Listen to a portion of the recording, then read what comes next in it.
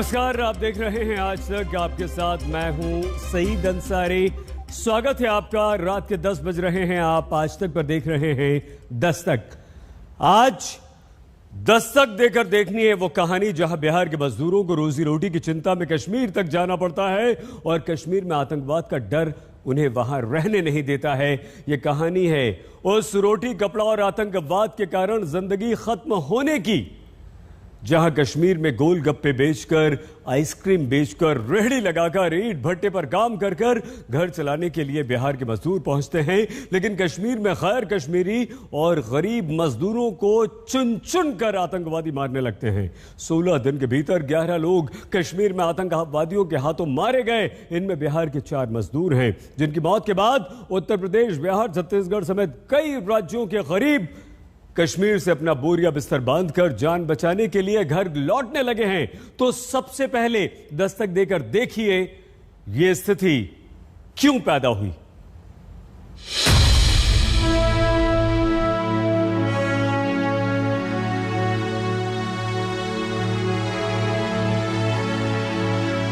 नहीं, इस तरह का कभी नहीं महसूस किया था।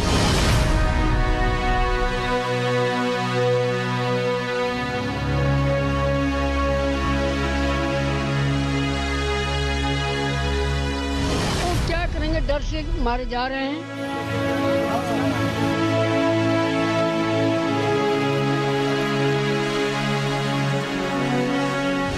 आज तो बिहारी को ऐसा टारगेट बना रहे हैं जो कि जान से ही मार देते हैं।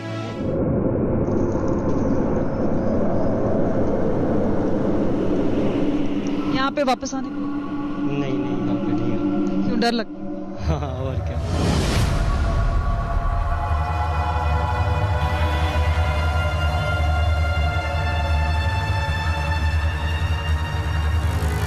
साथ वाले हम मर रहे थे, इसलिए हम घर जा रहे हैं। रहने वालों को जब मानने लगे तो हम जब क्या करने को कहा।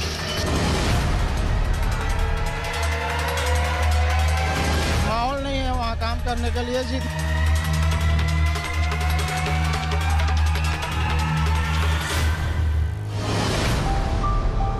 अगस्त 2019 में आर्टिकल 370 से आजाद हुए कश्मीर को किसकी नजर लगी, जो वापस शांति का स्वर्ग बनने की तरफ कदम बढ़ाते कश्मीर में डर लग रहा है, माहौल नहीं काम करने का जैसे शब्द सुनाई पड़ने लगे।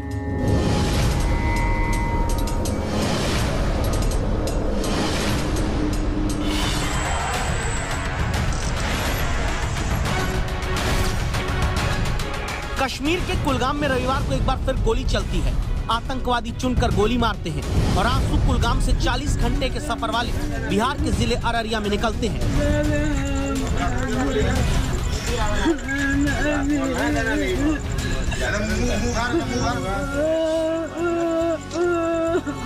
ये आंसू इसलिए निकलते हैं क्योंकि जिन घरों में चूल्हा जलता रहे, उनके बेटे बिहार से 2100 किलोमीटर दूर कश्मीर में मजदूरी करने जाते हैं। लेकिन 5 अक्टूबर को श्रीनगर के लाल बाजार में गोलगप्पा बेचने वाले बिहार के वीरेंद्र पासवान की हत्या होती है। 16 अक्टूबर को बिहार के अरविंद कुमार को आतंकवादियों ने मार दिया और फिर 17 अक्टूबर को बिहार के ही राजा ऋषिदेव और योगेंद्र ऋषिदेव को आतंकवादी चुनकर मार देते हैं। तब जिस श्रीनगर में 4 दिन 5 रात का हजारों का हॉलिडे पैकेज लेकर आने वाले देशवासियों की भीड़ रहती है, उसी श्रीनगर के स्टेशन के बाहर कंधे पर अपना सिर्फ सामान नहीं बल्कि जान समेटे मजदूर श्रीनगर छोड़ देने के लिए जाते दिखते हैं।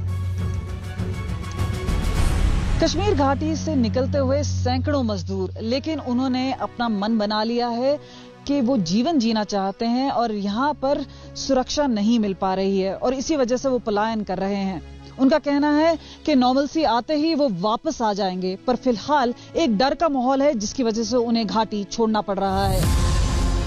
साहित्यकार केदारनाथ सिंह ने कहा था कि जाना हिंदी की सबसे खौफनाक क्रिया होती है और खौफ के चलते ही उसी जाना क्रिया का कर्म कश्मीर में कमाने आए मजदूरों को करना पड़ता है, सामान समेटकर जान बचाने के लिए।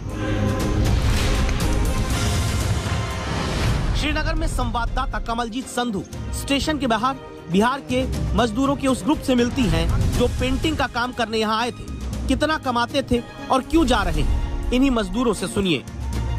यही महीने में कमाते थे, यही 15-16 हजार रुपये महीना कमाते हैं।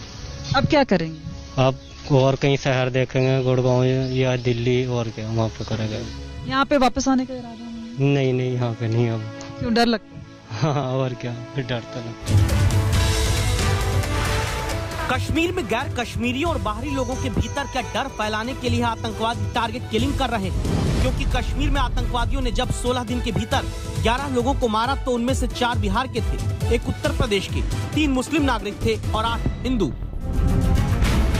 इसके बाद देखिए श्रीनगर स्टेशन के भीतर की इन तस्वीरों को, जहां सामान बंधा पड़ा है। इन मजदूरों के चेहरे पर अपनी जिंदगी का खौफ पसरा नजर आता है। इनमें से कोई 40 साल से कश्मीर आकर छोटा मोटा काम करके घर चलाता था, कोई 5 साल से आ रहा था, कोई 10 साल से। आने के साल इन मजदूरों के अलग अलग थे, लेकिन जाने की वजह एक है। पहले तो रेडी वाले को और मजदूर को कुछ नहीं कहता था, लेकिन अब के रेडी वाले को मार देता है, मजदूर को मार देता है। इसी कारण से घर जा रहे हैं और घर में बुला भी रहा है। वो क्या करेंगे, डर से मारे जा रहे हैं। यहाँ जो है वही मर रहा है, इसीलिए मैं डर लग गया। डर से खाना भी नहीं खाया, अभी भी भूखे हैं।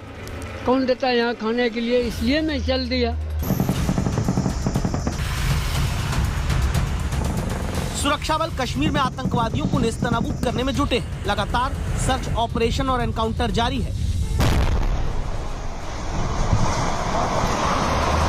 लेकिन कश्मीर से लेकर जम्मू तक जो मजदूर वापस अपनी रोजी रोटी को यहाँ छोड़कर जाने के लिए मजबूर होते हैं, इसके पीछे क्या आतंकवाद पर पड़ी चोट है? क्या आतंकवाद को कश्मीर में जो आर्टिकल 370 हटाने के बाद घटाया गया, उसी वजह से दहशतगर्दों ने मजदूरों और गैर कश्मीरियों को मारना शुरू किया?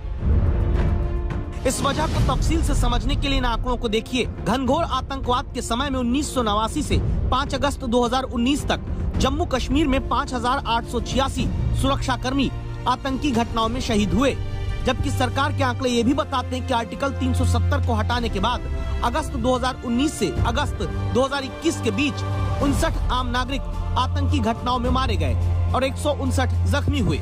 जम्मू कश्मीर पर्यटन विभाग के आंकड़ों के मुताबिक 2021 में अब तक करीब 3 लाख पर्यटक कश्मीर घूमने आए। सिर्फ पिछले 3 महीने में ही 1.5 लाख टूरिस्ट कश्मीर पहुँचे। क्या कश्मीर में लौटते सामान्य हालात और शांति को आतंकवादी बर्दाश्त नहीं कर पा रहे थे, जो उन्होंने मजदूरों को निशाना बनाना शुरू किया? कश्मीर से लौटते मजदूरों के 3 बयानों को सुनकर अब आप आगे की कहानी जानिएगा। आ रहे थे तो 20 साल से लगातार, लेकिन अभी माहौल ज्यादा खराब है। ऐसे माहौल पहले नहीं होता था। पहले होता था पुलिस पब्लिक में, पुलिस में और उग्रवादी में, लेकिन अभी पब्लिक को मार रहा है, मजदूर को मार रहा है। इसी के वजह से हम लोग जा रहे हैं। सुरक्षा तो रहता है ना, लेकिन वो अंधेरे होने के बाद भी वो अंदर से निकालता है, फायरिंग के तर से उसको मार देता है। तो क्या करेगा, सुरक्षा दल खड़े रह जाता है, इधर मार के निकल जाता है। कभी इस तरह के नहीं रहे, इससे माहौल ज्यादा खराब होता था, लेकिन मजदूर को रेडी वाले को नहीं मरता था। पुलिस में आतंकवादी में होता था, लेकिन मजदूर को और रेडी वाले को कभी नहीं मारा था। अब क्या करेंगे आप? घर जा रहे हैं डर के मारे, बीवी बुला रहा है उधर। कौन महीने के 15,000 और दिन के 500 रुपए कमाने के लिए काम करेगा, जब पता नहीं कब आतंकवादी कश्मीर में कहां से आकर मार देंगे? लेकिन आतंकियों ने मजदूरों को ही चुनना क्यों शुरू किया? क्या इसका कारण ये भी है कि कश्मीर में आतंकी गुट के कमांडर ज्यादातर मारे जा चुके हैं? पाकिस्तानी आतंकियों की घुसपैठ पर बड़ी लगाम लगी है। भारत विरोधी सोच को हवा देने वाली हुर्रियत कॉन्फ्रेंस के पर कतरे गए हैं। NIA की छापेमारी के बाद अलगाववादियों की फंडिंग रुकी है। पत्थरबाजी याद करिए, कितने दिनों से आपको नहीं दिखी होगी। पत्थरबाज अब दिखते नहीं। और इसके साथ ही कश्मीर में न तो पर्यटन कम हुआ, न ही दूसरी गतिविधियां। इसीलिए दावा है कि कश्मीर में आतंकवाद की बुझती आग को संभालने के लिए मजदूरों पर हमला करके उन्हें डर के मारे कश्मीर छोड़कर जाने के लिए मजबूर करके दहशत की चिंगारी को भड़काया जा रहा है। श्रीनगर से कमलजीत संधू और अशरफ वानी के साथ सुनील जी भट्ट, जम्मू आज तक।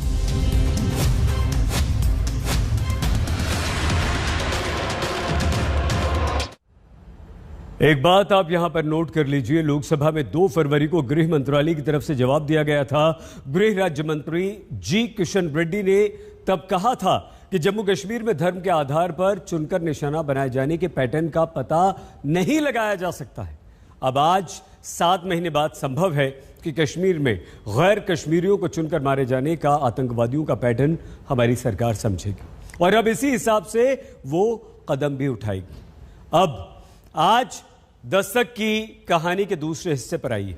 क्योंकि अगर कश्मीर में बिहार के मजदूरों को चुनकर आतंकवादी मार रहे हैं तो यह प्रश्न भी जिंदा होता है कि बिहार से 2000 किलोमीटर दूर जाकर कश्मीर में नौकरी करने की मजबूरी इनकी क्या है। संभव है कि आप ये कहेंगे हमसे कि कोई भी देश में कहीं भी जाकर नौकरी या रोजगार के लिए जा सकता है, कर सकता है। बिल्कुल ठीक, आप सच कह रहे हैं, इसमें इंच मात्र भी संदेह नहीं है। लेकिन हमारे इस सवाल को भी टटोलना जरूरी है कि क्या बिहार अपने ही राज्य के नागरिकों की चिंता के लिए गंभीर नहीं है।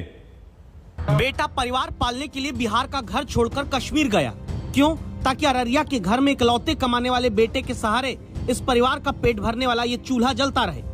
अब कुलगाम में आतंकियों के हाथों मारे गए राजा ऋषिदेव के घर में कमाने वाला कोई नहीं। राजा बिहार में रहकर कमाता तो शायद बच जाता, लेकिन वो बिहार से कश्मीर क्यों गया?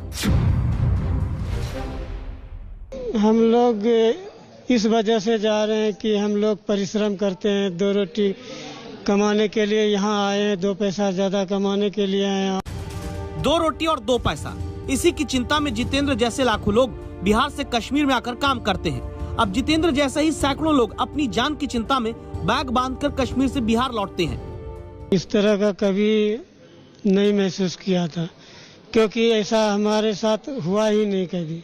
सुरक्षा दल तो अपने जगह जगह पे है, यहाँ रूम में घुस के मार रहा है, इसी के वजह जा रहा है आदमी सब। श्रीनगर में ये बिहार के वो मजदूर हैं जिनमें से कोई आइसक्रीम का काम करता था, कोई चाट का ठेला लगाता था, कोई पेंटर था और कोई कारपेंटर। जितेंद्र भी गर्मी में आइसक्रीम बेचकर, ठंड में मटर कश्मीर में बेचकर कमाई करते आए। कितना कमाते थे? हम लोग 12-15 हजार रुपया महीना कमाते थे, यहाँ मजदूरी बनता था और यही परिवार को यही भेजते थे। महीने के 15,000 यानी दिन के 500 रुपए, मनरेगा के मजदूर से कुछ रुपए ज्यादा। क्या सिर्फ इतनी ही कमाई के लिए अपना घर और राज्य छोड़ना पड़ता है? अगर हाँ तो क्यों? कोई मजबूरी में न जाए, इच्छा से जाए अच्छी बात है। उसके लिए पिछले साल से ही बहुत तरह का प्रबंध किया गया और केंद्र सरकार की भी सहायता मिली। तो अनेक प्रकार से हम लोगों की कोशिश रही है कि लोग यहाँ रह करके काम करें और अच्छा होगा, तो इस सब काम के लिए भी हम लोग लगे। लेकिन कितना भी कोई करेगा, किसी को कोई प्रतिबंध नहीं लगा सकता कि वो कहीं देश के दूसरे हिस्से में नहीं जाए, ये उसका अधिकार है। तो हम लोग इस अधिकार का तो हनन नहीं करा सकते।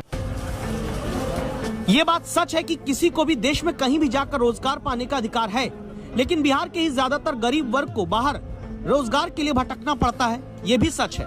तभी तो कश्मीर से जम्मू आकर ये मजदूर रेलवे स्टेशन के बाहर बैठे हैं, जिनके साथ सिर्फ झोला और झोले में बंद कपड़े नहीं, असुरक्षा का डर भी बंधा है, बेरोजगारी का डर भी है। पेट कैसे भरेंगे, बच्चों को बिहार वापस आकर कैसे पालेंगे, ये चिंता भी बंधी है। कि रेलवे स्टेशन के बाहर यहाँ जम्मू में जो है बहुत ज़्यादा भीड़ है मज़दूरों की, और ये जो है कश्मीर घाटी के अलग अलग भागों में जो है कार्य कर रहे थे, मजदूरी कर रहे थे। लेकिन अब फिलहाल भय के कारण, जिस प्रकार से आतंकवादियों ने जो हत्याएं की हैं, उससे जो भय उत्पन्न हुआ है, उसके कारणवश अब ये जो है घाटी से पलायन कर चुके हैं और अब ये अपने गाँव वापस जा रहे हैं। बिहार से कितने लोगों को रोजगार के लिए दूसरे राज्य जाना पड़ता है, इसके बारे में हमने पता किया तो Indian institute of population science के शोध के मुताबिक बिहार के कुल परिवारों में से आधे परिवारों का कोई ना कोई सदस्य रोजी रोटी के लिए राज्य से बाहर पलायन करता है। इस अध्ययन के मुताबिक बिहार से पलायन करने वालों लोगों में से 80% लोग या तो भूमिहीन होते हैं या उनके पास 1 एकड़ से कम जमीन होती है। 85% लोगों ने 10वीं तक की पढ़ाई भी नहीं की होती। 90% लोगों को अकुशल मजदूर का काम मिलता है। इन लोगों की पलायन करने से सालाना औसत आमदनी 26,000 रुपए के करीब होती है, यानी 2,000 रुपए प्रतिमाह के आसपास। यानी ऐसा नहीं कि बिहार से बाहर जाकर लोग बहुत ज्यादा कमाते हैं, बल्कि देश में बहुत से परिवारों के महीने के मोबाइल बिल जितना मजदूरी पाने के लिए उन्हें बिहार का अपना घर बार छोड़ना पड़ता है। लोग तो जाने के लिए स्वतंत्र है, देश के किसी भी हिस्से में काम करने के लिए जाने के लिए तो कोई भी नागरिक स्वतंत्र है। अब वो जाता है, अब गरीब गुरबा तबका है, अब उस तरह से उसकी हत्या हो रही है, तो इस पर जरूर पूरे तौर पर एक्शन होना चाहिए। गरीबी कोई डिग्री नहीं होती, तो क्यों ना माने कि ये सरकारों की नाकामी है, जहां बिहार की जमीन छोड़कर नागरिक को कश्मीर किसी मजदूरी वाले रोजगार के लिए जाना पड़े और फिर आतंक के डर से अपने सामान को समेटकर कंधे पर बैग और बेरोजगार होने का बोझ उठाकर वापस लौटना पड़े। 10 साल से इधर आ रहा हूँ कश्मीर में, हालात अभी खराब है बहुत। हम लोग घर जाने के लिए सोचता हूँ, घर जाएंगे कैसे जाएंगे हम लोग, हमारे पास तो पैसे वैसे कुछ नहीं है। जो जिंदा है वो क्या करेंगे बिहार लौटकर पता नहीं, और जो मजदूर कश्मीर में बिहार के मारे गए उनके लिए अब सरकार ने 2 लाख के मुआवजे का ऐलान किया।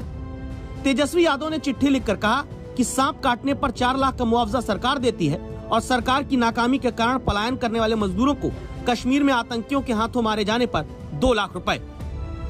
आरजेडी की ये मांग भी है कि कश्मीर से लौटने वाले मजदूरों को भत्ता दिया जाए। जो डिस्ट्रेस में वहाँ पड़े हुए हैं उनको यहाँ लाइए, तब तक जब तक स्थिति वहाँ सचमुच सामान्य नहीं होती है 10,000 रुपए प्रतिमाह उन्हें दिया जाए और उनकी समुचित व्यवस्था की जाए।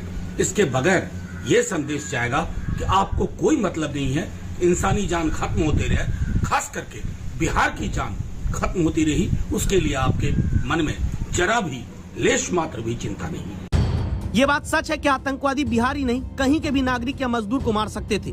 आतंकवादी क्या कर सकते हैं से अलग क्या इस बात से इनकार किया जा सकता है कि कहीं कुछ हो तो निशाना बिहार के लोग ही बनते हैं, क्योंकि अपने राज्य में रोजगार न पाने पर बाहर जाकर भटकते हैं, कभी महाराष्ट्र कभी कश्मीर।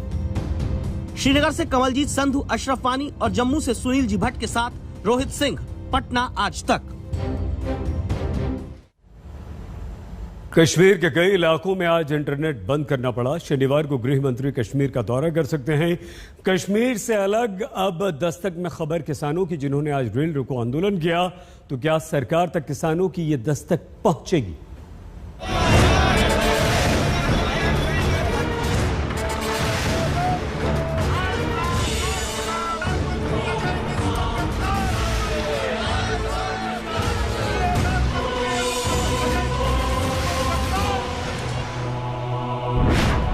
देश में 293 ट्रेन प्रभावित हुई, 184 जगहों पर ट्रेन रोकी गई, 118 ट्रेन को उनकी मंजिल से पहले रोका, 43 ट्रेन कैंसिल करनी पड़ी, 1 ट्रेन को डायवर्ट किया गया, 50 ट्रेन आंशिक रूप से कैंसिल हुई। ये सब हुआ देश में जब संयुक्त किसान मोर्चा की अगुवाई में कृषि कानूनों को रद्द करने के साथ लखीमपुर में किसानों को कुचलने के आरोपी के मंत्री पिता अजय मिश्रा को हटाने की मांग के साथ रेल रोको आंदोलन चला। जब तक ट्रेनी गिरफ्तार नहीं होता, उसका इस्तीफा नहीं होता, तो हमें ये अपनी बात हम कहते रहेंगे। आज देश भर में अलग अलग रेलवे स्टेशन पे और जगहों पे किसानों ने रेलवे ट्रैक्स को बंद किया, और ये बहादुरगढ़ रेलवे स्टेशन है हरियाणा में, जहां 10 बजे सुबह किसान आए थे। शाम के 4 बजते ही आप देख सकते हैं कुछ इस तरह से किसान जो भी सामान अपने साथ लेके आए थे उसको पैक करके अब वापस अपने घरों की तरफ जा रहे हैं। संयुक्त किसान मोर्चा के बैनर तले प्रोटेस्टर्स रांची से सिर्फ 5 किलोमीटर की दूरी पर नामकुम रेलवे स्टेशन पे ट्रेन रोक रहे हैं, और ये ट्रेन जो है खड़गपुर से रांची तक जाती है। यहाँ पे रोका गया है ट्रेन को। सरकार लगातार कहती आ रही है कि किसानों से बातचीत को तैयार है, लेकिन मेघालय के राज्यपाल सत्यपाल मलिक ने सरकार की सोच को आसमान पर बता दिया। सरकारें जो होती हैं उनका मिजाज थोड़ा आसमान में हो जाता है, उन्हें ये दिखता नहीं है कि ये इनकी तकलीफ कितनी है, लेकिन वक्त आता है फिर उनको देखना भी पड़ता है, सुनना भी पड़ता है। यही सरकार का होना है। अगर किसानों की मांगे नहीं मानी गई तो ये सरकार दोबारा नहीं आएगी। किसानों के रेल रोको आंदोलन के कारण कोयले की ढुलाई वाली 75 मालगाड़ियां फंस गईं, जबकि 150 मालगाड़ी प्रभावित हुई। देश में रेलवे को एक पूरा दिन बंद रहने के कारण करीब 150 करोड़ रुपए का नुकसान होता है, जबकि भारत बंद के कारण अनुमान है देश का 25,000 करोड़ रुपए व्यर्थ जाता है। बंद की राजनीति भले देश में हमेशा सुर्खियां बटोरे, लेकिन नुकसान उससे ज्यादा देश का होता है। आज तक ब्यूरो। 1971 में पाकिस्तान बांग्लादेश से 70% ज्यादा अमीर था। आज बांग्लादेश 45% ज्यादा अमीर है, और कुछ ही दिन संभव है कि पाकिस्तान भीख के लिए बांग्लादेश के सामने भी हाथ पसारे। लेकिन बांग्लादेश सिर्फ ग्रोथ के हाईवे पर ही तेजी से नहीं दौड़ रहा, सांप्रदायिकता के दलदल में भी उतनी ही तेजी से बांग्लादेश गिर रहा है। कहने को बांग्लादेश सेक्युलर देश है, लेकिन उसके कट्टरपंथियों पर वहां की सरकार का और किसी का भी कंट्रोल नहीं। हिंदुओं पर हो रहे लगातार हमले इस बात का जीता जागता सबूत हैं। खबर ये आ रही है इस वक्त, बड़ी खबर कि बांग्लादेश में हिंदुओं के 66 घरों में तोड़फोड़ की गई है। 20 घरों में आग लगा दी गई है, जला दिए गए हैं, आग के हवाले कर दिए गए हैं। इसका कारण ईश निंदा वाली अफवाह है, जिसके बाद हिंदुओं को एक बार फिर से बांग्लादेश में निशाना बनाया गया है।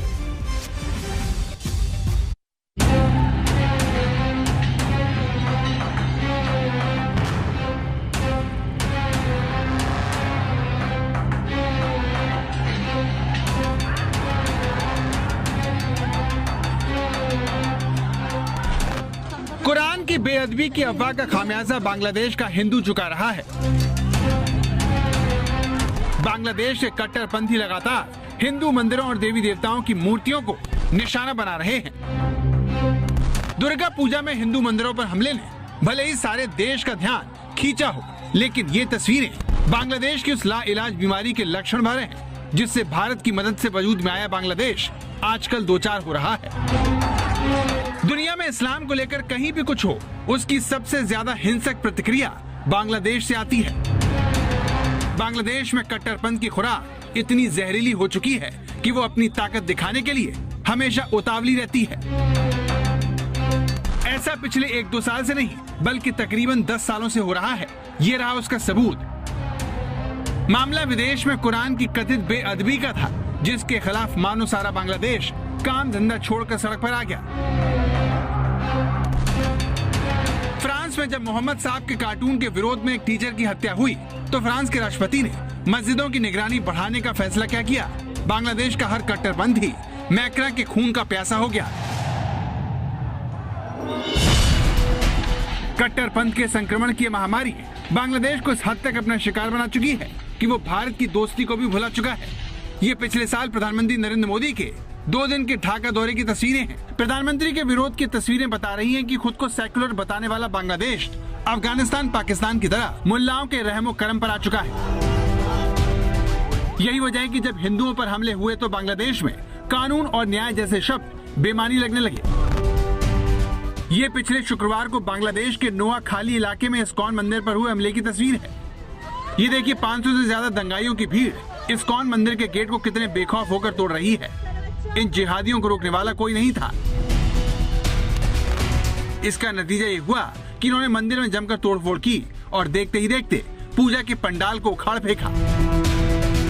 जब शेख हसीना के राज में कट्टरपंथी बेलगाम होकर अपने देश की हकीकत सारी दुनिया को बता रहे थे, तब इस भीड़ को देखकर वीडियो बना रहे हिंदू परिवार बिलख रहा था, कांप रहा था कि कहीं ये भीड़ उनके दरवाजे तक आ गई तो क्या होगा। चलो मंदिर सब भाঙিয়ে লেতেছে, প্লিজ তোমরা বাড়ির ভিতরে ঢুকলেও সাবধানে থাকো। লোকে তো আমার মন্দির ভাঙিয়ে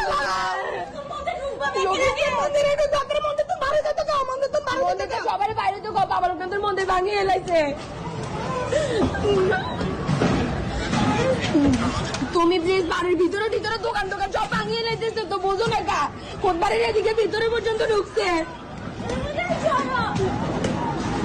দরজাটা ঝাটকা রাখো প্লিজ, সবাই অ্যালার্ট করে দাও, মন্দির থেকে বাইরে যেতে বলো।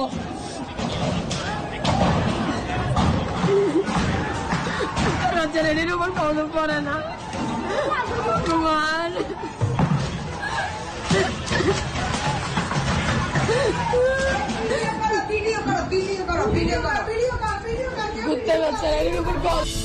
यहाँ कट्टरपंथी हमलावरों ने इस्कॉन के सदस्य पार्श दास की बेहद क्रूर तरीके से हत्या कर दी। उनका शव मंदिर के पास तालाब में तैरता हुआ मिला। আমাদের খাওয়ার জিনিসগুলো দুপুরে খেতে পারেনি, সব এলোমেলো করে ফেলে ছুলে চুরমার করে দেয় এবং আমাদের 2 জন ভক্ত পিটিয়ে আহত করে এবং একজনকে মাথায় কোপ দিয়ে তার অনেক রক্তক্ষরণ হয় এবং তাকে হাসপাতালে ভর্তি করা হয়েছে। একজনকে মেরে পুকুরে ফেলে দিয়েছে, আজকে সকালবেলা তার লাশ পাওয়া গেছে। খুব মর্মান্তিক অবস্থা। এরকম অবস্থা আমরা আমার জীবনে দেখি। लेकिन ये तो एक शहर की कहानी है। बांग्लादेश में कुरान की बेअदबी की आड़ में हिंदुओं के घरों को आग के हवाले किया जा रहा है। इससे पहले बांग्लादेश के चांदपुर के हाजीगंज में दुर्गा पूजा मंडपों पर हमले किए गए। देखिए कैसे दंगाइयों की भीड़ पहले दुर्गा मंडप के सामने नाराबाजी करती है, फिर पथराव करके उसे नुकसान पहुंचाती है। सोशल मीडिया के जरिए बांग्लादेश के हिंदुओं का नर्क बनने की ऐसी तस्वीरें छाई हुई हैं। बांग्लादेश से आ रहा एक एक वीडियो वहां की सरकार के दावों की पोल खोल रहा है।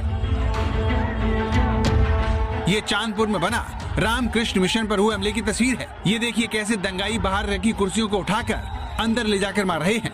बांग्लादेश में लगातार हिंदुओं को निशाना बनाया जा रहा है, लेकिन बांग्लादेश की प्रधानमंत्री इंसाफ का दावा कर रही हैं। कोमिला में हुई घटनाओं की पूरी तरह से जांच की जाएगी, किसी को भी बख्शा नहीं जाएगा। इससे कोई फर्क नहीं पड़ता कि वो किस धर्म के हैं, उनको पकड़ा जाएगा और उन्हें सजा दी जाएगी। बांग्लादेश के कोमिल्ला जिले में एक पूजा पंडाल में कुरान के कथित अपमान की अफवाह के बाद पहली बार हिंसा भड़की और पिछले 6 दिनों से बांग्लादेश के हिंदू बहुसंख्यक मुसलमानों के हमले का शिकार हो रहे हैं। बांग्लादेश में करीब 15 करोड़ लोग रहते हैं, जिसमें करीब 8.5% हिंदू हैं। कोमिल्ला समेत वहां के कई और जिलों में हिंदू समुदाय के लोग बड़ी आबादी में हैं। कोमिल्ला ढाका से करीब 100 किलोमीटर दूर है, जहां 13 तारीख को दुर्गा पंडाल में तोड़फोड़ की शुरुआत हुई, जो थमने का नाम नहीं ले रही। शहर शहर दुर्गा पंडालों को निशाना बनाया जा रहा है, मगर सरकार सिवाय बयान देने के कुछ नहीं कर पा रही। যদি কোনো তথ্য থাকে আমাদেরকে জানাবেন। আমরা সুনিশ্চিত এটা একটা উদ্দেশ্য প্রণোদিত একটা অস্থিতিশীল পরিস্থিতির সৃষ্টি করার জন্য আমাদের যে একটা সম্প্রীতির দেশ বাংলাদেশ সেটাকে বিনষ্ট করার জন্য। बांग्लादेश में कट्टरपंथी हमेशा से भारत विरोधी रहे हैं। सत्ता में भले ही शेख हसीना हो, लेकिन कट्टरपंथियों का असर लगातार बढ़ता जा रहा है, जो कुरान की बेअदबी के बहाने हिंदुओं की जायदाद हथियाने में लगे हैं। लेकिन ऐसा बांग्लादेश के हर अल्पसंख्यक के साथ हो रहा है। शिया मुसलमानों पर हमले बढ़ रहे हैं तो ईसाइयों के साथ भी भेदभाव होता है। इस तरह खुद को सेकुलर कहने वाले बांग्लादेश में सांप्रदायिकता की आंधी बहुत तेजी से चल रही है। इंद्रजीत कुंडू के साथ आज तक ब्यूरो। बांग्लादेश कार्रवाई की बात कर रहा है, लेकिन वहां पर हिंदुओं के विरुद्ध हिंसा रुकने का नाम नहीं ले रही। इसका असर भारतीय राजनीति पर भी पड़ रहा है और मुस्लिम धर्मगुरुओं की तरफ से पवित्र धर्म ग्रंथ की बेअदबी पर गला काटने जैसे बयान दिए जा रहे हैं। তোমার স্বাধীনতা আছে কোরআনকে অপমান করা, তোমার স্বাধীনতা আছে ইসলামের বিরুদ্ধে বলা, তোমার স্বাধীনতা আছে রাসূলের গুস্তাখি করা। তুমি যদি মনে করে এই স্বাধীনতা তোমার আছে, তাহলে আমি আব্বাস সিদ্দিকী আজকে বলে যাচ্ছি, আমারও স্বাধীনতা তোমার ঘর থেকে কল্লাকে আলাদা করে দেওয়ার সময় এসে গেছে। बांग्लादेश में कुरान की जिस कथित बेअदबी को मुद्दा बनाकर दुर्गा पूजा पंडालों और हिंदू मंदिरों को निशाना बनाया गया, उसे लेकर पश्चिम बंगाल में खूब राजनीतिक खेला हो रहा है। फुरफुरा शरीफ के पीरजादा का ये बयान सोशल मीडिया पर खूब वायरल हो रहा है, जिसमें वो मुसलमानों के पवित्र धर्म ग्रंथ का अपमान करने वालों का गला काट देने की बात कहते हैं। তোমার স্বাধীনতা আছে কোরআনকে অপমান করা, তোমার স্বাধীনতা আছে ইসলামের বিরুদ্ধে বলা, তোমার স্বাধীনতা আছে রাসূলের গুস্তাখি করা। তুমি যদি মনে করে এই স্বাধীনতা তোমার আছে, তাহলে আমি আব্বাস সিদ্দিকী আজকে বলে যাচ্ছি, আমারও স্বাধীনতা তোমার ঘর থেকে কল্লাকে আলাদা করে দেওয়ার সময় এসে গেছে। अब्बास सिद्दीकी की जुबान 2 दिन पहले फिसली, जिसमें उन्होंने मुस्लिम युवाओं के दुर्गा पूजा में शामिल होने को गलत बताया और बांग्लादेश में दुर्गा पूजा पंडाल में कुरान रखे जाने के मामले की जांच की मांग की। पीरजादा के इस बयान पर बीजेपी तुरंत सक्रिय हो गई और उसने अब्बास सिद्दीकी को गिरफ्तार करने की मांग करते हुए उन्हें अपनी गर्दन बचाने की नसीहत दे डाली। वहीं शुभेंदु अधिकारी ने बांग्लादेश के डिप्टी हाई कमिश्नर से मुलाकात करके हिंसा के जवाब में कड़ी प्रतिक्रिया की चेतावनी दी। सिद्दीकी गर्दन काटने की बात कर रहे हैं, जो दूसरे की गर्दन काटने की बात करते हैं, इनका इतिहास है कि ये अपने परिवार में ही इनके गर्दन कटती है और सत्ता के लिए ये अपने भाई अपने बाप की गर्दन काटते हैं और ये चले हैं हिंदुओं की गर्दन काटने। पहले अपनी गर्दन बचाएं, फिर हिंदुओं के बारे में सोचें। क्लियर मैसेज दे दिया, ये बंद होना चाहिए। ये जो है जमात हिफाजत शिविर राजाकार जो 1971 में पाकिस्तान का काम किया पाकिस्तान के पक्ष में, ये लोग को उखाड़ फेंकना चाहिए, नहीं फेंकेगा तो यहाँ बहुत जबरदस्त रिएक्शन होगा। बांग्लादेश में हिंदुओं पर हमले को लेकर बीजेपी टीएमसी को घेर रही है, तो टीएमसी वाम मोर्चा से जवाब मांग रही है, पूछ रही कि अब क्यों वो अपने चुनावी साथी की निंदा नहीं करते। तो उस देश में है जो लोग उसका गवर्नमेंट को डिस्टेबलाइज करना चाहते हैं, बदनाम करना चाहते हैं, वो उनका प्रॉब्लम है। I don't want to make any comment. लेकिन यहां पर भी बेनिफिशियरी है। शुभेंदु अधिकारी खुद बोल रहा है बांग्लादेश में जो हुआ है, हमारा वोट बढ़ जाएगा, बेनिफिशियरी है, तो प्रॉपर इंक्वायरी का जरूरत है। पश्चिम बंगाल की राजनीति में बांग्लादेश हमेशा से प्रमुख मुद्दा रहा है। वहां से होने वाली घुसपैठ हो या फिर बांग्लादेशी हिंदुओं पर अत्याचार, छोटी से छोटी घटना पश्चिम बंगाल की राजनीति को प्रभावित करती रही है। इसीलिए बीजेपी ममता की चुप्पी पर सवाल उठाती है। So called secular Mamata Banerjee जो बंगालियों की अस्मिता की बात करती हैं, आज कहाँ है? किस बिल में छिपी हुई? उनका आज उन बंगालियों के प्रति उनका कोई दायबद्धता नहीं है। भारतवर्ष के प्रधानमंत्री को बहिरागत तो बोलती है। शेख हसीना के राज में वहां इतना बड़ा जुल्म हुआ है, एक बार भी उनका जवान नहीं निकल रहा है। ये सियासी नूरा कुश्ती सिर्फ जुबानी जंग तक सीमित नहीं है, सड़क पर भी बीजेपी से मुद्दा बनाने में जुट गई है। भारत माता के বাংলাদেশে হিন্দুদের উপরে হত্যা, হিন্দুদের উপরে হামলা হচ্ছে কেন? শেখ হাসিনা জবাব দাও। বাংলাদেশে হিন্দুদের উপরে হত্যা হচ্ছে কেন? শেখ হাসিনা জবাব দাও।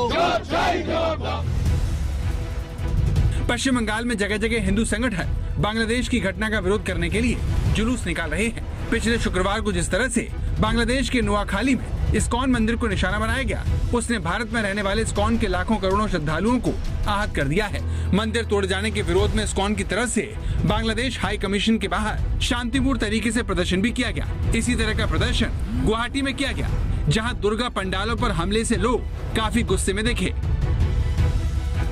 इस्कॉन ने इसे लेकर बांग्लादेश की प्रधानमंत्री को एक चिट्ठी लिखकर हिंसा को फौरन खत्म करने की मांग की। इस्कॉन ने एक बयान जारी कर कहा,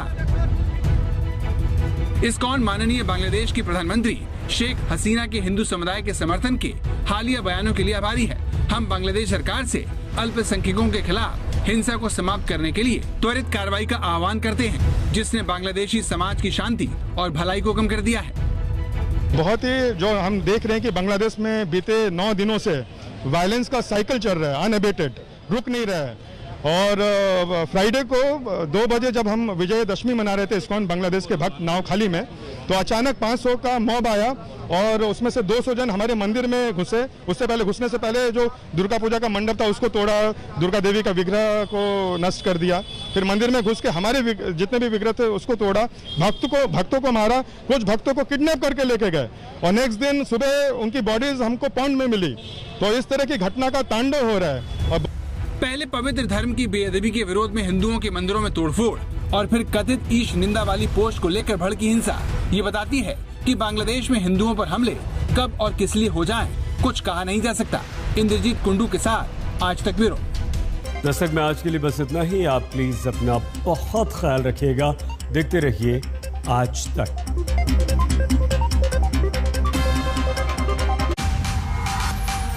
आज तक बेमिसाल 20 साल।